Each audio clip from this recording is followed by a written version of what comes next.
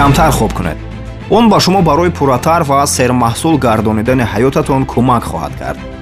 аксарият барои саломатии худ 6 соати хобро интихоб мекунанд.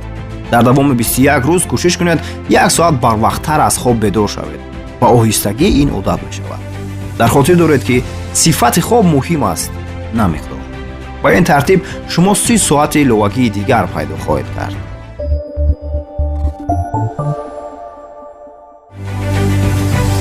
як соати субҳро барои худ ҷудо кунед.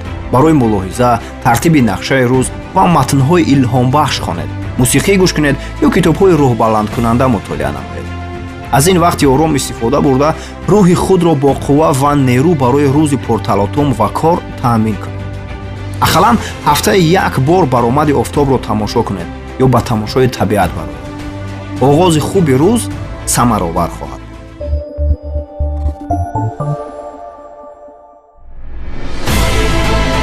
нагузоред ки чизҳои хурд шуморо аз чизҳои муҳим дур созад. аз худ бипурсед: оё ман вақту қувватамро дуруст истифода мекунам? идоракунии вақт ин идоракунии ҳаёт аст.